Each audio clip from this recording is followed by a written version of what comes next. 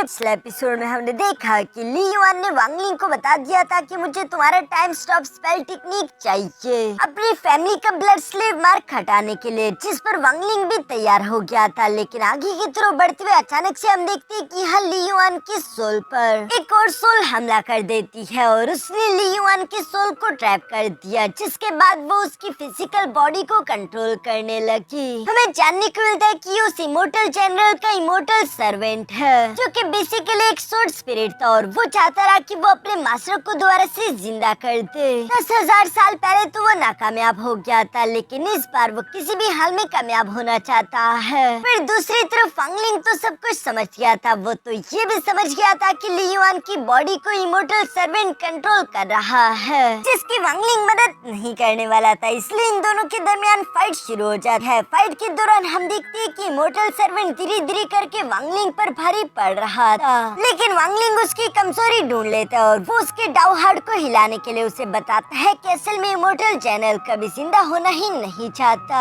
उसे जिंदा करने का ऑब्सेशन बस सिर्फ तुम्हारा है। तुम ही उसकी डिसेंडेंट्स की कुर्बानी उसकी नजरों के सामने दे रहे हो। अब आगे तो नेक्स्ट एपिसोड की शुरुआत यहाँ पर बिल्कुल उसी सीन से शुरू होती है, जहाँ पर वांग लिंग उस सोर्ड स्पिरिट को बता रहा था कि पिछली बार भी तुम इसी वजह से नाकामयाब हुए थे, क्योंकि तुम्हारा मास्टर दोबारा जिंदा होना नहीं चाहता। ये बातें तो उस इमोर्टल सर्वेंट का दिल और दिमाग हिला देती है और वो गुस्से के साथ यहाँ वांग लिंग पर हमला करते हुए कहता है कि खामोश हो जाओ। पर अब चूंकि उसका डावा हार्ट हिल चुका था, तो इसलिए उसके अटैक कमजोर हो चुके थे। वांग लिंग आसानी के साथ उसके अटैक को ब्लॉक कर देता है। दूसरी तरफ हम देखते हैं कि ली युआन भी वापस से अपनी फिजिकल बॉडी पर कंट्रोल करने के लिए अपनी सोल की पावर अनलीश करते उन चेन्स को तोड़ने लगा। वांग लिंग भी ये देखकर फुर्सत से उस इमोर्टल सर्वेंट पर एक स्लैश अटैक चल देता है, जिसकी वजह से वो थोड़ा घायल हो चुका है। अब वो अपने घुटनों पर बैठ चुका था, जहाँ वांग लिंग उसके सामने आते हुए कहता है कि तुम्हारा मास्टर जिंदा होना नहीं चाहता, इसलिए तुम्हें इस ऑब्सेशन को छोड़ना होगा। इस जुनून में तुम पूरी तरीके से खो चुके हो। जो सुनकर यहाँ इमोर्टल सर्वेंट हंसते हुए जवाब देकर कहता है कि जुनून में खोना, तुम जानती भी हो कि मेरा और मेरे मास्टर का ताल्लुक कैसा था। तुम आखिर हमारे बारे में जानते ही कि ना हो। ये कहती इमोर्टल सर्वेंट ने यहाँ पर वांग लिंग को अपने इमोर्टल जनरल गुजियान के बारे में बताना शुरू कर दिया था कि वो थंडर इमोर्टल रेल्म के एक बहुत ही पावरफुल जनरल थे और मैं तो उनका इमोर्टल सर्वेंट, जो कि एक सोर्ड स्पिरिट था, एंशिएंट अबीस सोर्ड का।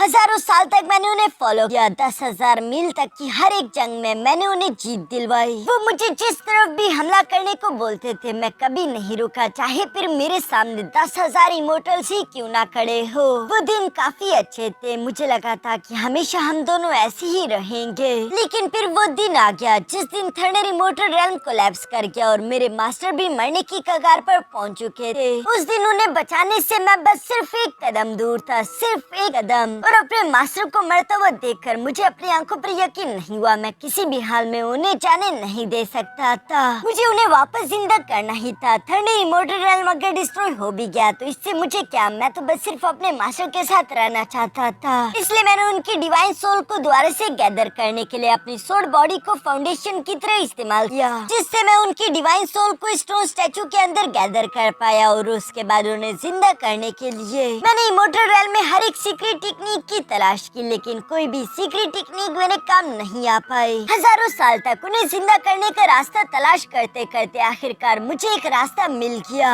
वही रास्ता कि आयरन सोर्ड को फॉर्ज करना और अपने मास्टर के किसी डायरेक्ट डिसेंडेंट को लाकर सैक्रिफाइस करना। लेकिन बिना अपनी फिजिकल बॉडी के इमोर्टल सर्वेंट इस जगह को छोड़कर नहीं जा सकता था। पर अगर वो अपनी सोर्ड बॉडी को यहाँ से लेकर जाता है तो पीछे की तरफ ये स्टोन स्टैचू कोलैप्स कर जाएगा और उसके मास्टर की डिवाइन सोल हमेशा हमेशा के लिए गायब हो जाएगी। इसीलिए इमोर्टल सर्वेंट बताता है कि मैंने इंतजार किया 100 साल का, 1000 साल का, 10,000 साल का, लेकिन कोई भी यहाँ तक नहीं आ पाया, क्योंकि ये माउंटेन इनहाइलेशन रिस्ट्रिक्शन से भरा हुआ था, जो इनहाइलेशन रिस्ट्रिक्शंस मेरे मास्टर ने ही बिछाए हुए थे। क्योंकि ऐसे बहुत ही कम लोग हैं जो कि रिस्ट्रिक्शंस को अच्छे से समझ सके, लेकिन हेमंस भी मेरा साथ दे रही थी। इसलिए 30,000 साल बाद ली फैमिली का एक मेंबर उन रिस्ट्रिक्शंस को जबरदस्ती पार करके खुद अंदर घुस आया था, जिससे फाइनली मुझे मौका मिला ब्लड स्लेव मार्क उसकी बॉडी पर लगाने का। और इस तरह से मेरी सोल इस जगह को छोड़कर जा सकती थी बिना अपनी फिजिकल बॉडी के। मैंने अपनी सोल बॉडी को अपने मास्टर के स्टोन स्टैचू के लिए से थंडर इमोर्टल रेल्म में छोड़ दिया था, लेकिन ये काम बिल्कुल भी आसान नहीं था। जब फिजिकल बॉडी और सोल एक दूसरे से लंबे फासले पर आ जाए तो हर दिन हर लम्हा मुझे ली फैमिली में ऐसा एहसास होता था जैसे कि मैं 1000 कट से मारा जा रहा हूँ, मानो जैसे कि कोई मेरे हजारों टुकड़े कर रहा हो। लेकिन फिर भी मैं इस तकलीफ को बर्दाश्त करता रहा और ऊपर से मेरी सोल का वजन सिर्फ वही फिजिकल बॉडी उठा सकती थी जो कि कम से कम असेंडेंट स्टेज पर पहुंच चुकी हो।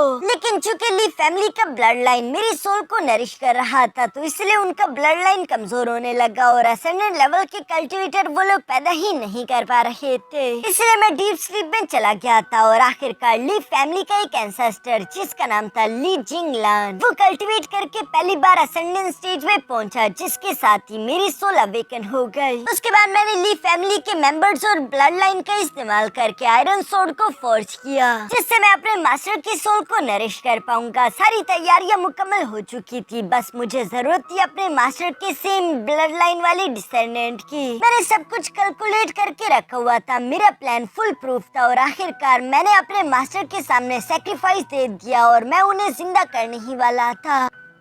जो कहती हमें वही सीन दिखाया जाता है जहाँ पर हम देखते हैं कि स्टोन स्टैचू में धीरे धीरे करके क्रैक्स पड़ने शुरू हो गए थे। ये देखकर इमोर्टल सर्वेंट और गी यूनफेंग फौरन से यहाँ पर इमोर्टल जनरल के सामने झुककर उन्हें ग्रीट करने लगे थे क्योंकि वो स्टोन स्टैचू धीरे धीरे करके जिंदा हो रहा था। लेकिन हम देखते हैं कि इमोर्टल जनरल बिल्कुल भी जिंदा होने की चाहत नहीं रखते थे, इसलिए वो यहाँ इमोर्टल सर्वेंट को देखकर नामे सर हिलाते हैं। इससे पहले कि इमोर्टल सर्वेंट कुछ भी समझ पाता तब तक इमोर्टल जनरल ने उस स्टोन स्टैचू को सेल्फ डिस्ट्रक्ट कर दिया, जो देखकर इमोर्टल सर्वेंट इमोशनल होकर चिल्लाते हुए कहता है कि नहीं, आप ऐसा नहीं कर सकते, आप हार नहीं मान सकते। आपने मुझसे वादा किया था कि थंडर इमोर्टल रेल्म में हम दोनों हमेशा एक दूसरे के साथ रहेंगे। मैं जानता हूँ कि इमोर्टल रेल्म के जो 4 टुकड़े हो चुके हैं आप उन्हें दोबारा से रिवाइव करना चाहते हैं। ये एक बहुत बड़ी जिम्मेदारी है, आप इस तरह से हार नहीं मान सकते, आप मरने के लिए अलाउड नहीं है। मैं आपको मरने नहीं दूंगा। जो सब कहते हुए इमोर्टल सर्वेंट ने यहाँ पर अपनी पावर का इस्तेमाल करके मास्टर ली जिंगलान की फिजिकल बॉडी को सैक्रिफाइस कर दिया था और वो स्टोन स्टैचू को दोबारा से रिकवर कर देता है, जिसमें अभी भी इमोर्टल जनरल गुजियान की सोल का एक टुकड़ा मौजूद था। ये करने के बाद इमोर्टल सर्वेंट ने वो आयरन सोर्ड दोबारा से गी यूनफाइन को दे दी थी और वो उसे कहता है कि इसे लेकर चले जाओ, मैं दोबारा आऊंगा तुमसे ये सोर्ड लेने के लिए, तब तक मेरा इंतजार करना। और इसी तरह करते करते कई साल दोबारा से गुजर गए, जिन कुछ सालों बाद ली फैमिली का ली युआन असेंडेंट स्टेज में एंटर कर गया था और एक बार फिर से इमोर्टल सर्वेंट दोबारा से अवेकन हो गया, जिसके बाद उसने दोबारा से अपने मास्टर को रिवाइव करने के लिए ये सब कुछ किया।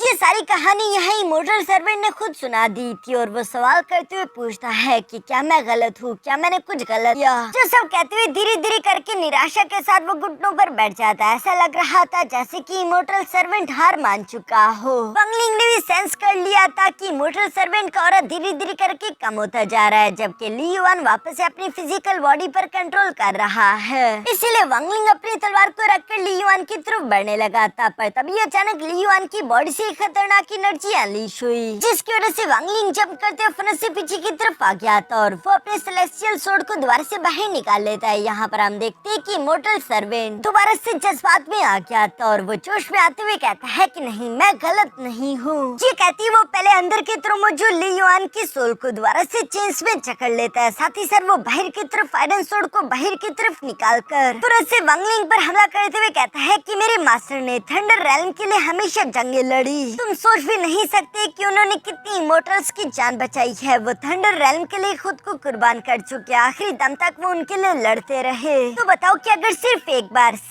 बार मैं उनके लिए कुछ करना चाहता हूँ, उन्हें बचाना चाहता हूँ, तो ये गलत कैसे हो सकता है। ये कहते उसने जोरों से वंगलिंग पर हमला कर दिया था, जिसकी वजह से वंगलिंग नीचे की तरफ जमीन पर आ गया। जैसे इमोर्टल सर्वेंट देखते हुए गुस्से से कह रहा था कि अगर तुम मेरी मदद नहीं करना चाहते फिर तुम यहाँ पर मरोगे, तुम्हारी कब्र यही बनेगी। ये कहते उस इमोर्टल सर्वेंट ने यहाँ 18 रिस्ट्रिक्शन प्लम ब्लॉसम के 18 restriction returning to the source को एक्टिवेट कर दिया था, जो कि चारों तरफ काफी दूर दूर तक फैल जाता है। वंगलिंग के आसपास कई सारे प्लम ब्लॉसम फ्लावर्स आ चुके थे, जिनके अंदर से वही बड़े वाले स्टैचू स्टैचूज बाहर की तरफ निकलकर अपनी तलवारों का इस्तेमाल करते हुए वांगलिंग पर हमला करने लगे। जिनके तलवारों के अटैक्स को डॉज करते हुए वांगलिंग साथ ही साथ अपनी सेलेस्टियल स्वॉर्ड का इस्तेमाल करते हुए उन्हें काट रहा था। साथ ही साथ वांगलिंग इमोर्टल सर्वेंट से कहने लगा कि तुम बार बार यही कह रहे हो कि तुम अपने मास्टर को बचाना चाहते हो, जबकि दूसरी तरफ तुम्हारे मास्टर ने इमोर्टल रेल्म के इमोर्टल्स को प्रोटेक्ट करने के लिए हमेशा लड़ा। वो लोगों की हिफाजत करते थे, वो लोगों को बचाने का काम करते थे, जबकि दूसरी तरफ तुमने क्या किया? अपने इन 10,000 साल के ऑब्सेशन में तुमने कितने बेकसूर लोगों की जान ली। अपने ही मास्टर के डिसेंडेंट को उनकी आंखों के सामने जान से मार डाला। सोचो कि अगर आज वो जिंदा होते तो क्या वो वाकई में इस चीज की ख्वाहिश भी करते? वो तुम्हारे मास्टर है, उनकी नजर तुमसे जरा आगे तक की है। वो सब देख सकते थे जो कि तुम कभी नहीं देख सकते। उन्हें आज तुम्हें इस तरह से करता हुआ देखकर काफी निराशा होती, जो सुनकर इमोर्टल सर्वेंट गुस्से से पागल होने लगा और वो गुस्से होते हुए कहता है कि तुम आखिर मुझे लेक्चर देने वाले होते कौन हो? जो कहती वो अपने 8 स्टैचूज के साथ कई सारे यहाँ स्पिरिचुअल सोर्स बनाकर फिर से वांगलिंग पर हमला कर देता है।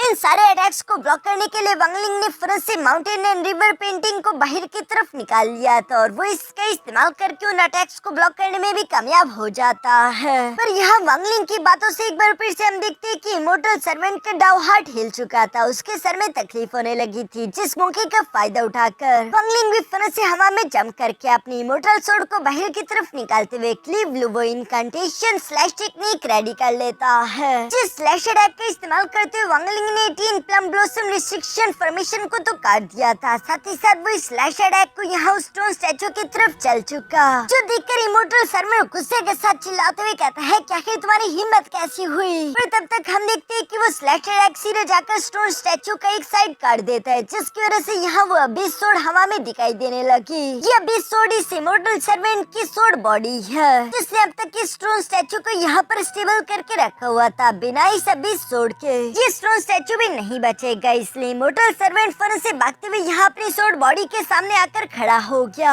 जहाँ वो एक फॉर्मेशन बनाकर वांगलिंग पर हमला करते हुए कहता है कि मेरे होते हुए कोई भी मेरे मास्टर को टच नहीं कर सकता। जिस पर वांगलिंग जवाब देते हुए कहता है कि किसने कहा कि मैं तुम्हारे मास्टर को टच कर रहा हूँ, बल्कि मेरा टारगेट तो कुछ और है। इसी इमोर्टल सर्वेंट को भी समझ आ जाता है कि वो मेरी अबिस स्वॉर्ड की बात कर रहा है, पर जब तक वो समझ पाया तब तक काफी ज्यादा देर हो चुकी थी, क्योंकि वांगलिंग ने टाइम स्टॉप स्पेल टेक्निक का इस्तेमाल किया, जिससे वो इस इमोर्टल सर्वेंट को हवा में ही कुछ सेकंड्स के लिए फ्रीज कर देता है, जो करने के बाद वांगलिंग को मौका मिल चुका था और वो फिर से अपनी इमोर्टल स्वॉर्ड के एक स्लैश अटैक को तेजी के साथ उस अबिस स्वॉर्ड की तरफ चल चुका। कुछ सेकंड्स में इमोर्टल सर्वेंट भी आजाद हो चुका था और वो स्लैश अटैक को रोकने के लिए आगे की तरफ बढ़ने की कोशिश करता है, पर तब तक काफी ज्यादा देर हो चुकी थी, क्योंकि वो स्लैश अटैक सीधे जाकर उस अबिस स्वॉर्ड से टकराते उसे चकनाचूर कर देता है, जिसके ब्लास्ट के इफेक्ट के कारण यहाँ इमोर्टल सर्वेंट भी उड़ते हुए पीछे की तरफ आ गिरा और वो खून की उल्टियां कर रहा था। वांगलिंग और ये इमोर्टल सर्वेंट दोनों ही जानते रहे कि सब खत्म हो गया, इसलिए इमोर्टल सर्वेंट कैसे तैसे खड़े होते हुए कह रहा था कि नहीं, ऐसा नहीं हो सकता। ये सब कहते वो गिरते पड़ते अपने मास्टर की तरफ बढ़ रहा था। दूसरी तरफ वांगलिंग अपने कार्मा व्हिप को बाहर निकाल लेता है, जिसके एक स्लैश अटैक के साथ वो यहाँ इमोर्टल सर्वेंट को हिट करके कहने लगा कि अब अगर तुम्हारी कॉन्शियसनेस क्लियर हो चुकी हो तो सामने आंखें उठाकर देखो, अब तुम्हें सब कुछ सही से समझ आने लगेगा। चूँकि तुम्हारी स्वॉर्ड बॉडी शैटर हो गई है तो आप अपने मास्टर को यहाँ जोर जबरदस्ती नहीं रख सकते, जो बात बिल्कुल सही थी, क्योंकि वो स्टोन स्टैचू भी शैटर हो गया। यहाँ पर इमोर्टल सर्वेंट तो अभी भी कह रहा था कि मैं तो बस मास्टर आपके साथ रहना चाहता था, मैं चाहता था कि एक बार फिर से बिल्कुल पहले की तरह इस स्वॉर्ड स्पिरिट को ऑर्डर दे, मैं आपके साथ हेवन एंड अर्थ की हर एक बैटल को लड़ने के लिए तैयार हूँ। तो सब बोलते हुए स्टोन स्टैचू के कुछ कंकर उठाते हुए कहता है बिल्कुल पहले की तरह। ये सब कहते हुए इमोशनल होकर रोने लगा, उसे अपने मास्टर की बहुत याद आ रही थी। वांगलिंग भी ये सब देख रहा था। तभी अचानक हम देखते हैं कि यहाँ उस टॉम के अंदर से ग्रीन कलर की मिस्ट यहाँ धीरे धीरे निकलते हुए हवा में इकट्ठा हो जाती है, जो कि असल में कोई और नहीं बल्कि इमोर्टल जनरल की सोल थी, जो कि स्वॉर्ड स्पिरिट को पुकार कर कहने लगा कि फीजिंग थंडर रैम को बचाने के लिए मैंने अपनी सारी स्ट्रेंथ एग्जॉस्ट कर दी थी और मैं मारा गया, लेकिन मुझे इस बात का अफसोस नहीं है, बल्कि असल में अफसोस तो इस बात का है कि पिछले 10,000 साल से तुम यहाँ पर अकेले मेरी वजह से ट्रैप हो चुके थे। तुम किस्मत और कर्म को बदलने निकले थे, जिसमें तुमने कई मासूम लोगों को चोट भी पहुँचाई, उनकी की जान ली, लेकिन ये सब गलत है, तुम्हें ये सब यहीं पर रोकना होगा। जो सब सुनकर इमोर्टल सर्वेंट की आंखों में आंसू भर आए थे। इमोर्टल जनरल की सोल धीरे धीरे करके हवा में जा रही थी और वो यहाँ पर स्वॉर्ड स्पिरिट से कहने लगा कि आखिर में ये मेरी भी गलती है, क्योंकि मैंने तुमसे किया वो अपना प्रॉमिस पूरा नहीं किया और उसे तोड़ दिया था, लेकिन अब मैं यहाँ पर हूँ, तुम भी मेरे साथ चलो। जो कहते वो अपना हाथ स्वॉर्ड स्पिरिट की तरफ बढ़ा देता है। यहाँ पर इमोर्टल सर्वेंट तो ये देखकर आंसू बहाने लगा। वो बहुत ही इमोशनल हो चुका था और आखिरकार वो स्वॉर्ड में कन्वर्ट होते हुए फन से जाकर अपने मास्टर के हाथ में पहुंच जाता है। इमोर्टल जनरल अपने आखिरी लम्हों को याद कर रहा था। इसके बाद वो स्वॉर्ड स्पिरिट के साथ वहाँ से चला गया, हमेशा हमेशा के लिए, लेकिन वो गया कहाँ ये कोई नहीं जानता। दूसरी तरफ हम देखते हैं कि इमोर्टल सर्वेंट के जाने के बाद ली युआन को उसकी फिजिकल बॉडी वापस मिल चुकी थी और उसकी ब्लड लाइन पर लगा हुआ ब्लड स्लेव मार्क भी हट चुका है, पर वो बुरी तरीके से थक भी चुका था। वो यहाँ पर वांगलिंग को देखकर कहता है कि ब्रदर ज़ूमू तुम्हारा बहुत बहुत शुक्रिया। इसके बाद वो एग्जॉस्ट होकर वहीं पर बैठ गया। दूसरी तरफ वांगलिंग अपने मन में कह रहा था कि कई लंबे अरसे पहले जब वो जंग हुई थी उसमें हजारों लाखों मोर्टल्स मारे गए थे, माउंटेन्स और रिवर सब कुछ उल्टा दिया गया था। चाहे तुम्हारा ऑब्सेशन कितना ही स्ट्रॉन्ग क्यों ना हो, इस बात से कोई फर्क नहीं पड़ता कि तुम्हारा ओहदा कितना बड़ा था, आखिर में बचे तो बस सिर्फ ये रून्स। इसके बाद इसी तरह कुछ दिन गुजर गए। कुछ दिनों बाद हमें इमोर्टल रेलिक वैली का सीन दिखाया जाता है, जिस वैली के आसपास कई सारी वंडरिंग सोल्स मंडरा रही थी। ली युआन ये सब देखते हुए बताता है कि इट इमोर्टल रिस्ट्रिक्शंस मेथड्स में इस वैली को बनाने के लिए फोर्थ आर्ट का इस्तेमाल किया गया था। हमें अंदर की तरफ जाने का रास्ता ढूंढना होगा, क्योंकि अंदर की तरफ हमें कुछ इमोर्टल रेलिक्स मिल सकते हैं और भी कई सारे कीमती ट्रेजर्स अंदर मौजूद होंगे। ये सब कहते हैं उसने प्लम ब्लॉसम को उन वंडरिंग सोल्स की तरफ भेज दिया था, जिसे देखकर वो सारी की सारी वंडरिंग सोल्स उस प्लम ब्लॉसम फ्लावर के पीछे पड़ जाती है, जिसका इस्तेमाल करके ली युआन उन सारी सोल्स को वांगलिंग की तरफ लेकर जा रहा था। वांगलिंग भी पहले से तैयार मौजूद था और वो फन से यहाँ immortal sword K slash attack का इस्तेमाल करते हुए उनमें से कई सारी सोल्स को जान से मार डालता है। जो करने के बाद वो ऊंची आवाज में चिल्लाते हुए कहता है कि ली युआन अब तुम्हारी बारी। जो सुनती ली युआन अपने प्लम ब्लॉसम 18 रिस्ट्रिक्शन के 9th रिस्ट्रिक्शन को एक्टिवेट कर लेता है, जिसे plum due crystallised into Frost technique कहते हैं। इस टेक्निक में हम देखते हैं कि क्रिस्टल्स बनाते हुए यहाँ पर ली युआन ने वहाँ पर मौजूद कई सारे सोल्स को खत्म कर दिया था और वो वांगलिंग के लिए एक साफ रास्ता बना देता है, जिसके अंदर से गुजरते हुए वांगलिंग आखिरकार उन इमोर्टल रेलिक्स तक पहुँच गया। अंदर पहुँचने पर वांगलिंग को अपने सामने प्लेटफॉर्म पर मौजूद दो चीजें दिखाई दी, जिनमें से एक तो एक तलवार थी और दूसरा कुछ डिमोनिक ईवल स्कल जैसा दिखाई दे रहा था, जिसके आसपास 8 तलवारें हैं और जो बड़ी वाली तलवार थी उसके आसपास वैसे ही 8 ईवल स्कल्स थे। ये देखते हुए वांगलिंग अपने मन में कह रहा था कि ये जो भी चीज है ये काफी जरा फियर्स खतरनाक महसूस हो रही है, ये कोई आम चीज तो नहीं हो सकती। वांगलिंग अभी यहाँ ये सब सोच रहा था कि तभी अचानक वो सारे के सारे ट्रेजर एक साथ ही वांगलिंग पर हमला कर देते हैं, जिनके अटैक्स को डॉज करते हुए वांगलिंग फरस से पीछे की तरफ जंप करते हुए यहाँ पर अपने सेलेस्टियल गार्ड को बाहर की तरफ निकाल चुका था, जिसके हाथ में वही माउंटेन स्टोन ट्रेजर और वो इन्हें इन इमोर्टल रेलिक्स की तरफ थ्रो कर चुका। और चूंकि वो माउंटेन स्टोन ट्रेजर काफी ज्यादा ताकतवर था तो आसानी के साथ इन इमोर्टल रेलिक्स को हरा देता है, जिनके हारने के बाद वांगलिंग ने वो सारे के सारे इमोर्टल रेलिक्स उठा लिए थे, जिन्हें उठाने के बाद वो वहाँ से फौरन बाहर निकल आया। यहाँ पर ली युआन का वो क्रिस्टलाइज्ड फॉर्मेशन भी टूट गया, जिसके बाद वांगलिंग और ली युआन आसानी के साथ वहाँ से निकलते हुए दूर आ जाते हैं। यहाँ पर वांगलिंग ली युआन से कह रहा था कि तुम्हारे प्लम ब्लॉसम 18 रिस्ट्रिक्शन की वजह से मेरी काफी मेहनत बच गई, तुम्हारी मदद से मेरा काम आसान हो गया। जिस पर ली युआन जवाब देते हुए कहता है कि पहले अपने क्लैन का ब्लड स्लेव मार्क हटाने के लिए मैंने आपको पूरा सच नहीं बताया था और मैं आपको अपने साथ मुश्किल में खींच लाया था, इसलिए मुझे शर्मिंदगी हो रही थी। आपकी मदद करना तो मेरा फर्ज बनता है और ये मदद तो कुछ भी नहीं, थंडर सेलेस्टियल रेल्म से बाहर जाने के बाद भी मैं हमेशा आपका साथ दूंगा। जो सब कहने के बाद ली युआन वांगलिंग से कहता है कि ब्रदर ज़ूमू अगर यहाँ से बाहर निकलने के बाद आपके पास समय हुआ तो प्लीज मेरी ली फैमिली के एंसेस्टर ग्राउंड जरूर आना, क्योंकि जो हमारी ली फैमिली की इनहाइलेशन रिस्ट्रिक्शन ट्रांसमिशन है वो काफी जरा यूनिक है। इवन अगर मैं जेड स्लिप में वो आपको इम्प्रिंट करके दे भी दूं तब भी आप उस इनहाइलेशन रिस्ट्रिक्शन की फुल पावर का इस्तेमाल नहीं कर पाएंगे। उसकी फुल पावर को अनलीश करने के लिए आपको मेरी ली फैमिली के एंसेस्ट्रल श्राइन आना होगा,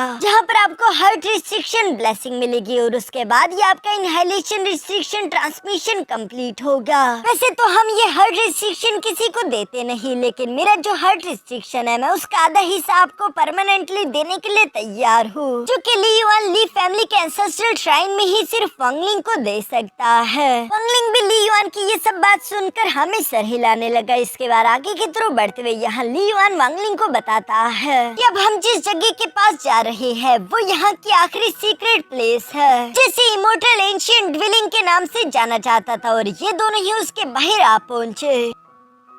ड्वेलिंग का मतलब होता है कोई घर या फिर अपार्टमेंट, यानी कि तुम इसे समझ सकते हो इमोर्टल एंशिएंट हाउस। जिस घर की तरफ ये दोनों धीरे धीरे आगे करके बढ़ रहे थे, घर के दरवाजे पर इन लोगों को दो लोगों की लाशें दिखाई देती है, जिन दोनों को देखकर लग रहा था कि शायद ये दोनों आपस में लड़ते लड़ते मरे होंगे। और उन दोनों में से एक आदमी की बॉडी को देखकर वांगलिंग पूरी तरीके से शॉक हो गया था, क्योंकि उसकी बॉडी के ऊपर मौजूद जो लेदर आर्मर है वो एंशिएंट गॉड स्किन से बनाया गया था। वांगलिंग ये देखकर पूरी तरीके से शॉक हो गया, क्योंकि वांगलिंग जानते रहे कि एंशिएंट गॉड की फिजिकल बॉडी कितनी सारा स्ट्रॉन्ग होती है, पर फिर भी इन इमोर्टल्स ने उन एंशिएंट गॉड्स को जान से मारकर उनकी स्किन को यह लेदर आर्मर में कन्वर्ट कर दिया है, जिससे समझ आता है कि जब ये इमोर्टल रेल्म अपने प्राइम पर हुआ करता था तो ये कितना सारा ताकतवर था। वांगलिंग अपने मन में कहता है कि मैं तो इमेजिन भी नहीं कर सकता। यहाँ पर ली युआन वांगलिंग से सवाल करते हुए पूछता है कि क्या आप इस ऑब्जेक्ट को पहचान गए, जिस पर वांगलिंग जवाब देते हुए कहता है कि नहीं, बस इसे देखकर मुझे एक दोस्त की याद आ गई थी, जो कहती है वांगलिंग एंशिएंट गॉड के स्किन आर्मर को अपने पास रख लेता है। साथ ही साथ वो ली युआन से कहने लगा कि ये स्किन आर्मर मैं रख लेता हूँ और जो फिंगर बोन है उसे तुम रख सकते हो। जो सुनकर ली युआन उस फिंगर बोन को अपने पास रख लेता है और इसी तरह एक ट्रेजर बांटकर ये दोनों ही अंदर की तरफ रवाना हो गए, जहाँ घर के अंदर पहुंचने पर यहाँ ली युआन को अपने सामने एक बहुत बड़ा पोस्टर देखने को मिला, जो कि कई स्क्रॉल से मिलाकर बनाया गया था, और उन पोस्टर के बीच में एक बहुत बड़ा जायंट मौजूद है, जिन्हें कई सारे इमोर्टल मारने की कोशिश कर रहे थे। ली युआन तो पहचान नहीं पाता कि आखिर वो जायंट है कौन। वो उसे देखकर शॉक होते हुए कहता है कि आखिर ये किस तरह की एग्जिस्टेंस है, इतना टेरिफाइंग, क्या ये भी कोई इमोर्टल हुआ करता था। लेकिन दूसरी तरफ वांगलिंग तो समझ गया था कि वो जायंट असल में कोई और नहीं बल्कि एक 8 स्टार एंशिएंट गॉड है, जिससे वांगलिंग को एक और बात भी समझ आ गई थी कि यकीनन पास्ट में इमोर्टल प्लान और एंशिएंट गॉड क्लैन के बीच एक जबरदस्त जंग हुई होगी, जिसके बारे में ये पेंटिंग बनाई गई है। इसके बाद वांगलिंग यहाँ ऊपर वाले फ्लोर की तरफ रवाना हो गया, जहाँ वांगलिंग को एक टेबल पर कुछ लेटर्स लिखे हुए दिखाई दिए, जिसमें किसी ने लिखा हुआ था कि ये वक्त है 16th ईयर इमोर्टल एरा ये गैंग साइकिल का। एक एंशिएंट गॉड अचानक से हमारी इमोर्टल रेल्म में आ गिरा, जिससे हम सारे इमोर्टल्स ने मिलकर जंग लड़ी और आखिर में हम जीत भी गए, लेकिन उसे मारने में मेरे सारे के सारे स्पिरिट ट्रेजर्स डिस्ट्रॉय हो गए। मैं इस जगह पर रिट्रीट करके वापस सिर्फ इसलिए आया था ताकि मैं उन ट्रेजर्स को रिफाइन और रिपेयर कर सकूं, और चूंकि उस जंग में मैंने काफी अच्छा परफॉर्म किया था तो इसलिए इनाम के तौर पर मुझे उस एंशिएंट गॉड की स्किन का एक टुकड़ा दिया गया, जिसे मैंने आर्मर में बदल दिया। और अब हमें समझ आ जाता है कि वांगलिंग ने जिससे वो स्किन आर्मर लिया था असल में वही वो बंदा है जिसने ये लेटर्स लिखे थे, और अब वो लाश बनकर के बाहर पड़ा हुआ है। यहाँ पर वांगलिंग पहला लेटर उठाकर सेकंड लेटर पढ़ने लगा, जिसमें उसी बंदे ने 19th ईयर ऑफ ये गैंग साइकिल के बारे में लिखा हुआ था, यानी कुछ ही साल गुजरे थे। वो बताता है कि हम पर एक बहुत बड़ी मुसीबत आ टूटी है, जिसने तो इमोर्टल एम्परर तक को हिला दिया था। आसमान आग बरसा रही थी, ये सब कुछ मैंने खुद अपनी आंखों से देखा। और जब इमोर्टल एम्परर हार गए तो उसके बाद आसमान से एक बहुत बड़ा जायंट हैंड जमीन की तरफ आया। ऐसा नजारा मुझे लगा नहीं था कि एग्जिस्ट भी करता है। जब से मैं इमोर्टल बना था मैंने एंशिएंट गॉड से भी फाइट की और भी मैंने कई सारी जंगें लड़ी, लेकिन मुझे कभी भी इतना डर महसूस नहीं हुआ। लेकिन उस दिन वो सब देखकर मुझे जिस डर का एहसास हुआ, मानो जैसे कि मेरी डिवाइन सोल एबिस में पूरी तरीके से जम चुकी हो। मैं डर और ठंड के मारे कांप रहा था। मेरी आंखों के सामने इमोर्टल्स मर रहे थे। मेरे पास कोई रास्ता नहीं बचा था सिवाय डर के मारे वहाँ से भागने का। लेकिन जब मैं वहाँ से भाग रहा था तो एक नजर मुझे घूर कर देख रही थी और वो डरावनी नजर काफी जरा खतरनाक थी। मैं उस नजर को भुला नहीं सकता, इसलिए मैंने ये सब कुछ पेंट किया। मुझे ये सब कुछ पेंट करना ही था। ये सब कहते हुए उसने अपना लेटर यहीं पर खत्म कर दिया। वांगलिंग ये सब पढ़कर सोच रहा था कि पता नहीं आखिर उसने वहाँ पर क्या देखा होगा, जिसे देखकर वो इमोर्टल इतना सारा घबरा चुका था, जो कि एक एंशिएंट गॉड के साथ फाइट करते हुए भी नहीं घबराया। और अब तो वांगलिंग ये भी समझ गया था कि इमोर्टल रेल्म अपने प्राइम में कितना सारा पावरफुल हुआ करता था, लेकिन सोचो वो बंदा जिसने इमोर्टल रेल्म को भी तबाह कर दिया वो कितना सारा डेंजरस होगा। वांगलिंग भी अब जानने के लिए एक्साइटेड हो गया था कि आखिर ये इमोर्टल रेल्म कोलैप्स कैसे किया, वहाँ पर उस टाइम हुआ क्या था, ट्रू कहानी क्या है। ये सब सोचते हुए वांगलिंग उन लेटर्स को जला देता है और वहाँ पर मौजूद एक जेट स्लिप को उठाने के बाद वांगलिंग वापस से नीचे की तरफ आ जाता है, जहाँ पर हम देखते हैं कि ली युआन ने सारे के सारे पोस्टर्स इकट्ठा कर लिए थे। वांगलिंग उसे बताता है कि ये पेंटिंग कोई मामूली पेंटिंग नहीं है, इसलिए इसे अच्छे से गार्ड करके अपने पास संभाल कर रखना और कभी भी किसी आउटसाइडर को ये पेंटिंग मत दिखाना, वरना इससे तुम पर बहुत बड़ी मुसीबत आ सकती है। जिस पर ली युआन वांगलिंग को जवाब देते हुए कहता है कि ब्रदर जुमू, मैं इस मैटर की गहराई को समझ गया, इसलिए आप बिल्कुल फिक्र ना करें। ये सब कहने के बाद वो दोनों उस घर से बाहर की तरफ निकल आए, जहाँ पर ली युआन वांगलिंग से सवाल करते हुए पूछता है कि ब्रदर जुमू, अब आगे आपका क्या करने का इरादा है। जिस पर वांगलिंग जवाब देते हुए कहता है कि मैं एक शांत जगह ढूंढ कर कुछ देर के लिए सेकुलेशन में जाने वाला हूँ। जो सुनकर ली युआन ने अपने पास से एक जेट स्लिप निकाल ली थी और वो वांगलिंग को बताता है कि इसे मैंने एक स्पेशल कॉन्टैक्ट रिस्ट्रिक्शन से बनाया है, आप इसका इस्तेमाल करके मुझे सेंस कर पाएंगे। इस बात से कोई फर्क नहीं पड़ेगा कि मैं आपसे कितना ज्यादा दूर हूँ, और अगर फ्यूचर में आपको मुझसे कुछ भी चाहिए हुआ तो इस जेट स्लिप का इस्तेमाल करके मुझे आके ढूंढ लेना, मैं हमेशा आपकी मदद करने के लिए तैयार रहूंगा। ली युआन की ये बातें सुनकर वांगलिंग भी काफी जरा खुश हो गया था। इसके बाद अपने पास से वो वही ट्रेजर्स बाहर निकाल लेता है, जिनमें से 9 इमोर्टल सोल रेलिक थे और 9 कुछ डिमोनिक स्कल जैसा दिखाई दे रहा था। वांगलिंग यहाँ पर सवाल करते हुए पूछता है कि ब्रदर ली युआन, तुम इन दोनों ट्रेजर्स में से कौन सा लेना चाहोगे, क्योंकि इन्हें हासिल करने में तुमने भी मेरा काफी साथ दिया, तुम खुद ही चूज कर लो। जिस पर ब्रदर ली युआन जवाब देते हुए कहता है, चूंकि ब्रदर जुमू आप कह रहे हो तो मैं आपको मना नहीं करूंगा। जो कहते वो उन सोर्स इमोर्टल रेलिक को ले लेता है, क्योंकि ये उसके रिस्ट्रिक्शंस के रास्ते में काफी काम आएंगे। और उन इविल डिमोनिक स्कल्स को वांगलिंग ने अपने पास रख लिया था। जिसके बाद ली युआन वांगलिंग को अलविदा करते हुए कहता है कि हमारी मुलाकात दोबारा होगी। जो कहते हुए ब्रदर ली युआन अपने रास्ते और वांगलिंग अपने अपने रास्ते रवाना हो गया। यहाँ पर रास्ते में जाते हुए ली युआन वांगलिंग के बारे में सोचते हुए अपने मन में कह रहा था कि ब्रदर जुमू का माइंड बहुत ही सारे शार्प है, इस जैसा बंदा मैंने अपनी जिंदगी में नहीं देखा। मुझे पूरा यकीन है कि थंडर सेलेस्टियल रेल्म में ब्रदर जुमू अपना एक बहुत बड़ा नाम करेगा, बल्कि एक दिन ऑल हेवन स्टार सिस्टम में भी चारों तरफ उसका नाम सुनकर लोग कांपेंगे। ब्रदर ली युआन के वांगलिंग के बारे में ये सब कहते हुए यहाँ पर इसी के साथ हमारा ये एपिसोड यहीं पर खत्म हो जाता है।